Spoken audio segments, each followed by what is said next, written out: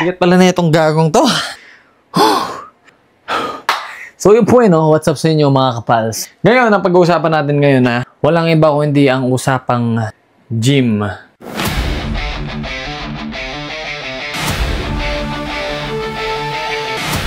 Bago ako simulan ito mga kaibigan, gusto ko sabihin sa inyo na hindi ko binabase ito sa mga tropa ko o sa mga kakilala ko o sino man ang mga nakasama ko sa gym. Ano? At sana, walang ma-offend sa inyo. Dahil pag na-offend ka, alam mo sa sarili mo na ganito ka. At ako nga pala mga kapals, gusto ko i-shoutout yung mga tropa kong nakakasama ko sa gym dati, no? Shoutout sa inyo, Bon, Ken, o sino bang mga taong nakasama ko noon. Alright! Without further ado, let's go! Number 1, the gym seeker. Alam mo yung mga kasama mong pumupunta lang gym para lang makahanap, makakita, makasilip ng mga iba't ibang uri ng babae, no? Puta brad, gym yung pinuntahan mo ha? Gym. Hindi...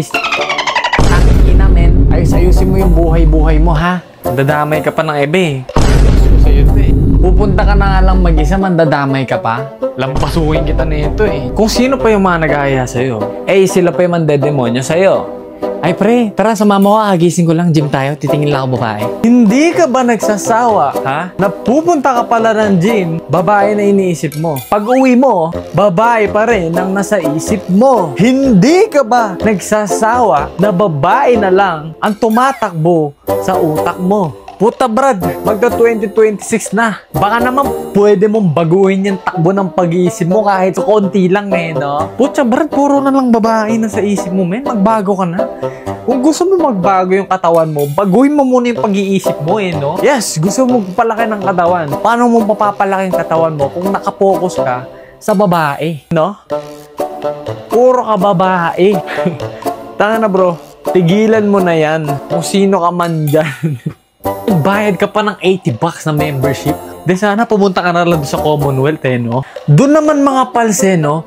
Mas mura na yung binabayaran mo, mas marami ka pang nakikita. Kahit ibabad mo pa yung mga mata mo 24/7 dyan sa loob ng Commonwealth. $15 lang, men. Sige na, doon ka na. Puta brad, $80 gym ha? Titingin-tingin ka lang doon. Ano ka ha? Halimaw?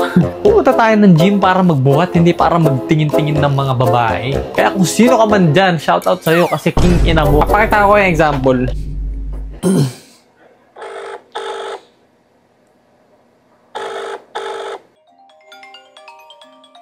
O boss, kamusta boss?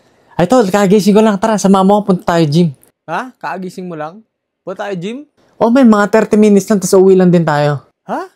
Ba't sandali lang tayo? Oh, titingin lang ako ng babae, tapos uwi na tayo. Okay, tanyo? Nagaya ka pang gunggong ka. Tapos mga pals, ito pa isasabihin ng kumag na to eh, no? Sige na pre, bigyan mo na ako. Sige na, sunduin mo na ako dito. Ako, magpipick up sa'yo? Kikina mo. Ang galing eh, no?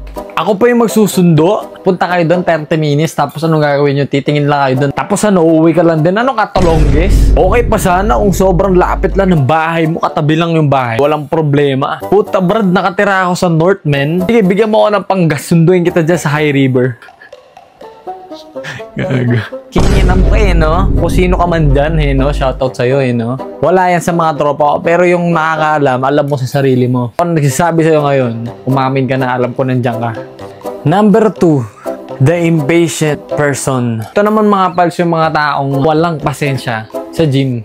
Sila yung tipong na pagkatapos ng set nila, dire-diretso na yung mga eh, no? Sumama pa ako. Sa madaling salita mga kaibigan, ganito yung ginagawa nila.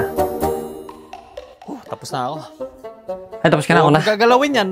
Isa pa ako. Wait lang. 5 seconds, men. Maya ka na.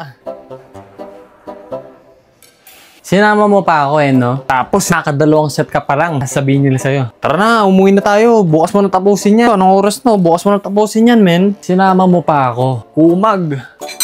Number 3 mga kapals. Ito naman yung mga tinatawag nating flexer, you know? Sila yung mga walang ginawa ko hindi mag-flex na mag-flex doon sa salamin. Wala silang ginawa ko hindi mag-flex na mag-flex. Hanggang umabot na sa punto na hindi ka na nakapag-gym. Siguro naman sa susunod, pag-isipan mo muna yung mga gagawin mo sa buhay bago ka pumunta ng gym. Pwede naman mag-stay ka na doon sa CR nyo, mag-flex ka doon sa may salamin doon, no? Meron naman doon eh, no? Wala pang bayad. Puro ka pa flex. puro ka pa flex ng ganyan, no? Ang ginawa ko, hindi mag-flex. Di sana nag-participate ka na lang doon sa may Vogue, no? Doon ka mag-flex sa may Vogue, no? Popost pa nila yun sa social media, makikita mo pa yung sarili mo doon, no? 4, mga kapals. Ito naman yung mga taong pumunta lang ng gym, yayabangan ka pa. Tawag dito mga kapals is yung mga taong arrogant, stubborn. Mga kapals, sila naman yung mga taong mayabang. Mayabang sila kasi malaki katawan nila. Pero pag tinignan mo yung baba, yan ang kakalabasan. Walang akala nila sobrang akas na tignan. Pero pagkapunta kayo dun sa may locker, makikita mo yung kita nila sobrang ganyan. Tapos sila pa yung magsasabi sa'yo, boy, tuturuan kita kung ano yung technique ko. Basta gayahin mo lang ako. Dito lang tayo sa upper chest lang tayo. Dito lang tayo sa biceps. 1 week tayo magaganto ha. Ang ina men, 1 week. 1 week nyong workout yung upper body nyo. Ano mangyayari dun sa ano nyo, legs nyo ha? Kung sino ka man, kilala mo yung sarili mo. Ha? Comment down below. Number 5. Ito na yung ano natin, ang panghuli natin Sila yung mga tinatawag na gym burat. Mga pals, ito naman yung mga taong nagsusuot ng joggers tapos ipapakita nila yung burat nila. Yun nga no, magpe-flex sila doon, magpe-flex sila ng katawan, tapos bakat mga pals. Ito naman yung mga taong ganun na nagpapakita lang ng burat tapos naglalakad-lakad sila, flex nila yung burat nila. Tingnan mo, pumunta ka pa doon sa gym no? Ito pa mas madalamin, nagbayad ka pa ng $80 membership tapos puro katarantaduhan lang, ha? Puro katarantaduhan lang yung pinunta mo dun. Pero yun ngayon, no, mga kapal, sinasabi ko sa inyo, alam nyo wala kayong pera, tapos mag-aaya pa kayo, magba-membership. Ito pa yung mas malupit mga kapal, no? Bumili ka ng premium na membership, tapos may access ka sa lahat, men. May access ka dun sa may sauna, whatever that is, bro. May access ka dun sa mga massage, sa mga massager, dyan sa relaxing room. Tapos ano? Hindi mo naman ginagamit. Ang yaman mo, bro. Mandadamay ka pa ng iba. Saksak sa pagamot naman no? Maganda ako. So yun po yun mga kapals. For entertainment lang naman. Huwag nyo masyadong samain. Huwag kayong masyadong ma-offense. Sa susunod ulit. Papa, cheese out.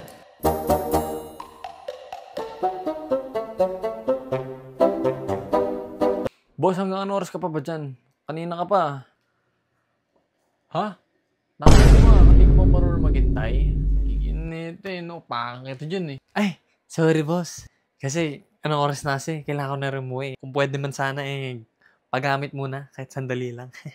Pero, since galit ka uuwi na lang ako. Next time na lang po. Sige po, enjoy.